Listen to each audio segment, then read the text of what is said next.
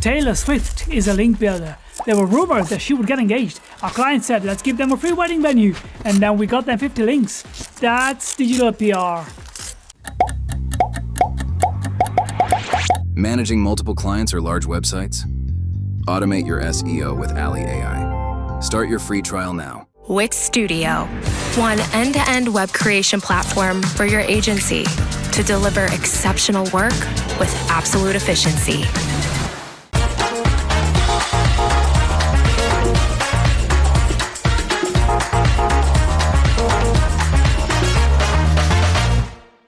Hello, good morning. I was really proud of the alliteration of that last sentence, but when I hear it out loud, I'm like, no, I'm just a massive loser for being really impressed with that. How's everyone's morning going so far? Did anyone go on the seafront run? No? Okay, that's fair. Anyone going on it tomorrow? Nice, I see. One hand. Great, yeah, I won't be, I am not a runner. But yeah, so I'm going to be talking about how to drive the full customer journey through paid social. So I just want to start out by getting to know a little bit more about you guys and your experience with paid social. A little bit of audience interaction, so we're going to have some hand raising. So who here is currently using paid social? Awesome, okay, most of you. And in paid social, who is using it for awareness and engagement rather than just conversion campaigns? Okay, amazing. And then so I'm kind of assuming that most people or everyone's on Meta.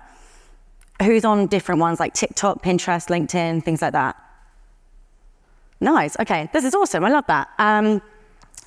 Great, so this is probably quite self-explanatory at this point then. You guys are all clearly using paid social and understand the importance, but why should we care about it? Especially if the bottom of funnel really, a very broad overview. You want to drive profitability, you want to get that customer for the lowest price, highest revenue. Typically, paid social has a low conversion rate. It's going to be more expensive. So why do we even care about it? The first one is your customer cares. I think it goes without saying, everyone in this room probably spends way too long on social media. That is where everyone is, it's where your customer is. And specifically, so this isn't just about paid social, but just social in general. 75% of people are researching brands on social media before they convert. So this is more just, it's so important to have a social media presence for your brand, building that trust up, making sure that you seem authentic. I always look for a brand, I'm like, is this a scam? I don't know. And the next thing, and this is more to do with that awareness and engagement aspect, because I'm really, really passionate about the idea of driving that full funnel through paid social, hence why that's what I'm talking about. So I just realized I've got a countdown time. I now understand why you guys were like, oh, I did it in this time. I hadn't seen that before, sorry. But yeah, like 52% of online brand discovery happens on social media. So that's where, yes, conversion campaigns, absolutely. But this really shows that if you want to grow your brand and grow that brand awareness and nurture that ultimate conversion, you really want to look at investing in that full funnel in social media. The other one is your competitors care. You want to be where your competitors are. So here, so the blue line is social media. Since 2015, I think this comes as no surprise to anyone, it has been consistently increasing. And Meta is actually set to overtake linear TV in ad revenue by 2025. Okay, so we decided that we're going to be on paid media, on paid social, which platforms? As another thing, it depends. Nothing's black and white in this industry. I just want to pick out a few, and just a few kind of stats on essentially potentially the role it can play for you. So Facebook is the most used platform by marketers. So again, coming back to that competitor, being where your competitors are, it's important to consider Facebook.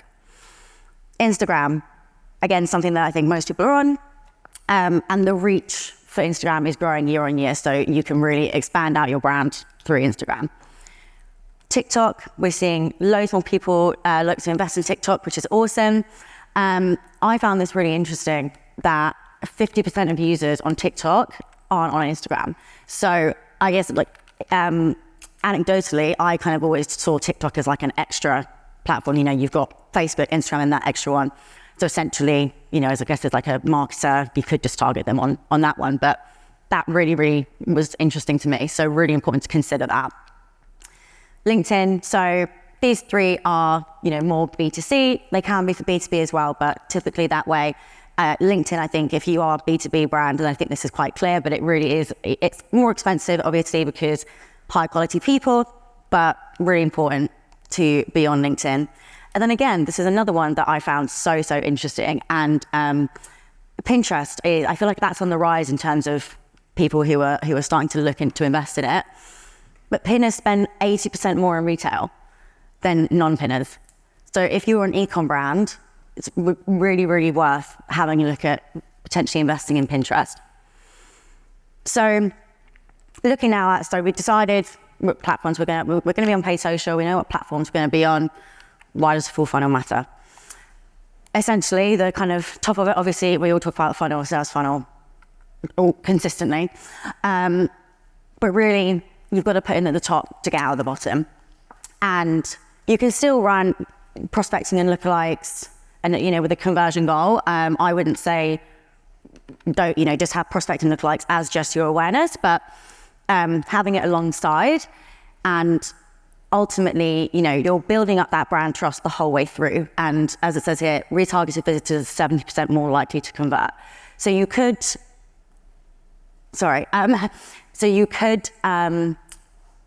just target them on the prospecting lookalikes, but you can also, if you're taking them the whole way down this funnel here and nurturing that process, you're also going to build up your brand trust. You're more likely to have them be a repeat customer.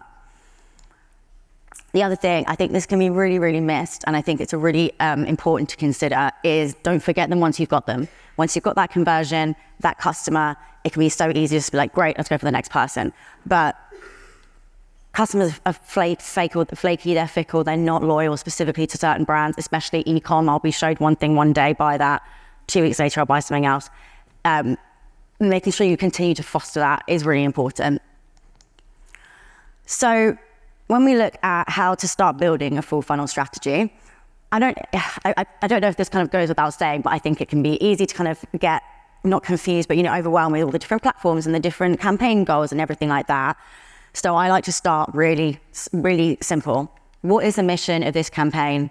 What is the vision? And what is the task? And that's where I'm going to start. This is obviously very, very broad.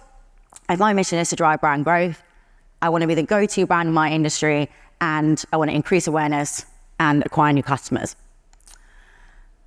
So this is the how. Again, I'm breaking down, you know, the reach as awareness and consideration and so on. I'm getting rid of those words and I'm saying, how can I reach them? What platforms can I use to reach them? What's the role of those platforms? So I can reach them while they're scrolling. I can reach them while they're watching, and then I can reach them while they're listening. So that's how I first of all figured out what role these platforms can play in my awareness. And then how can I engage them? So again, I can engage them whilst they're scrolling, and I can engage them while they're watching. Convert. How am I going to get them to convert whilst they're scrolling social media? And then how can I re-engage? I can re-engage while they're watching and whilst they're on social media. This is just an example. There's obviously lots of other platforms, and you can put these platforms in the different points, but this is essentially how my brain works in terms of breaking that down. So the next thing I want to talk about is how the best way or how to measure your full funnel performance with conversion campaigns and even on-site traffic.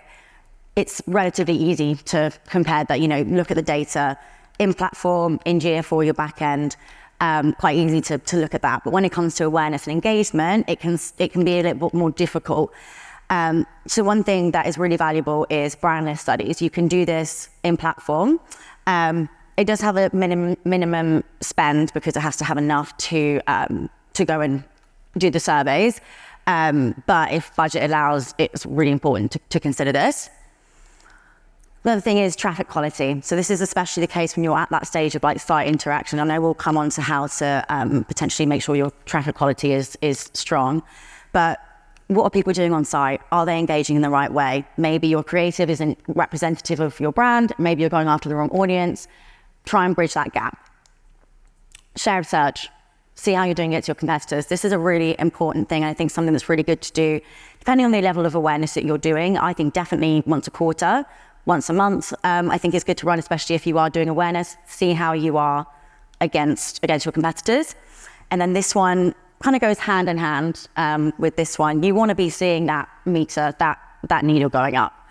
So I think hopefully this shows that you have to look at so much more than just what's in the platform, especially when you're doing that full funnel approach. So when it comes to creatives, I think there's some, I want to say, best practices or things to consider when you're looking to do your creatives.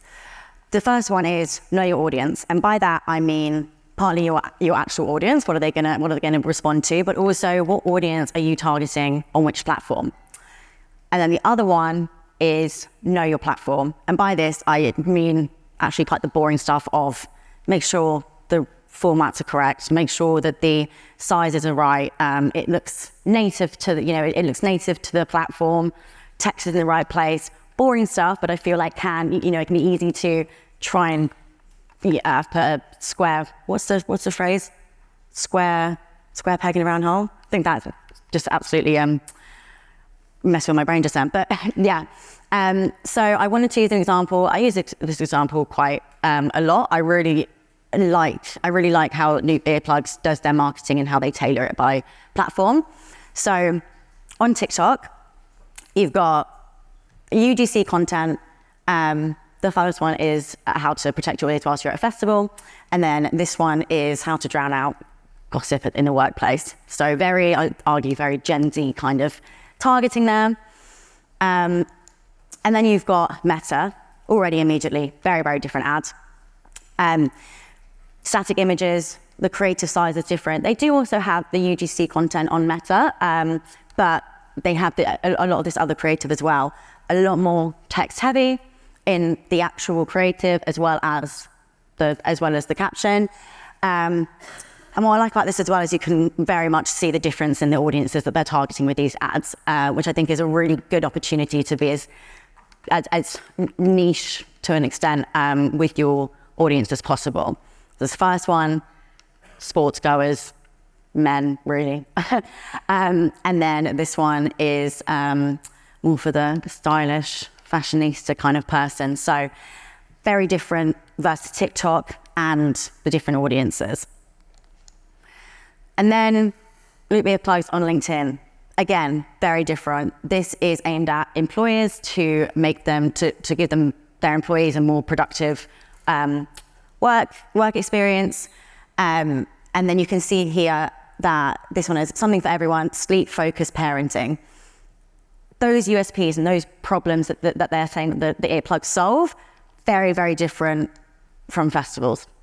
So you can really see through these how they have thought about people on those different platforms and what's going to work best for them. So next thing is targeting your creators through the funnel. Partly, if you're going to be retargeting each one, you want to avoid creative fatigue if you can. You don't want to be showing them the same thing. But also, if they're at different points in their journey, you're going to need that different messaging. So I've got an example here, and if the tech powers that be are going to work, let's see. So this is anti-beauty, and this is a kind of awareness ad. So essentially, this is just a girl who is just doing her facial routine. She's talking about how when she was younger, she didn't think about skin pigmentation, wrinkles, things like that. She's now in her late 20s. She's starting to think about them. And towards the end, she shows this device, and she says, you can invest in an at-home device. She doesn't even say the name of the device or the brand. It's not shown to the end, and the call to action is learn more. You wouldn't even know it was an ad without that call to action. The next one, the consideration stage, they immediately have the problem statement there. Product is in the first 5 seconds, straight away saying this is the device for you, giving USPs of the product, and also, it will come up in a minute, hopefully, there is a testimonial there as well. So immediately it's driving me to consider. So this could potentially be an engaged view, could be on-site traffic, still a learn more call to action. And then this last one is showing visible results before and after. And then this woman is showing how the device works. So she's also doing her skin routine, but showing the best way to use the device, and some more kind of USPs as travel friendly, things like that. And then the call to action for that is shop now. I don't know exactly if this is the way they did their campaign strategy, but this is, I think, hopefully shows the different kinds of creatives that you can use depending on the stage. Honorable mention, I wanted to pull this in for two reasons, I guess. The first one being the English is very interesting. Your luck rather than you're lucky. And when I had a look on the website, it's actually entirely different from what this suggests. But the reason I wanted to pull it out is because this is an example of how you can retarget to get those, to get people who essentially haven't converted at this stage. So you've got full price here. I don't really know what they're doing with their hands, but full price here. And then I'm assuming those people don't click. Give them an offer, give them that incentive. They've also got, again, if this was spelled correctly, this was correct, but second person is directly speaking to you, and that stops people, it stops them scrolling. I also wanted to look at bringing them back and spreading the word. So this is what I'm talking about with that bottom of funnel, the past the bottom of funnel, where it can be easy to forget those people. So first one here is Nasty Gal. They are targeting cart abandoners, and I think it's 70% of people will abandon their cart. So this is a great way to remind them of it and get them to finish that conversion. And if you retarget cart abandoners, it increases sales by 20%. And then the other one here is retargeting someone who has already been a customer but with a new offering. Important to have the appropriate time periods, the cooling off period, but they're showing them a new offer. They're telling them, come back to us.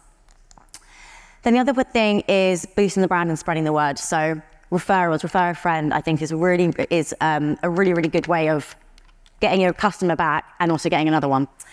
And then the other ones are, so these are both targeting to get reviews. So the first one, 20% discount. I mean, I would do that. Even if I didn't go to the restaurant, I love a free, I love a good offer. So you're immediately getting, building up your reviews. And then this one is just they're asking very, very nicely. Reviews are so important. 60% of consumers believe that the number of reviews is crucial in the purchase decisions. I don't think this number necessarily surprises anyone. I mean, when I go on Amazon, which I very often do because I'm so impatient and can't wait for anything more than next day shipping, I would always, when I look at the products, I'm looking at the number of reviews that they have. That is how I make my purchase decisions. I'm sure other people have more that goes into it, but definitely plays in. So if you are struggling to build up your reviews, whether you're not getting them through in email or SMS, retargeting and building that up is really important to consider. And then that ultimately feeds into the top of the funnel to increase your conversions of people who are in the process of deciding. So I just wanted to kind of show what it could potentially look like, so this is specifically meta, but what a meta goal for each stage could look like. So the goal of this really is to refine the audience and increase the intent. So first part of the awareness is reach, just getting the people in, getting them to see the ad that those people that you think is your audience, and then consideration, have the goal of an engaged view, refine it more down, which of those people are actually engaged, which of that initial audience are more likely to convert.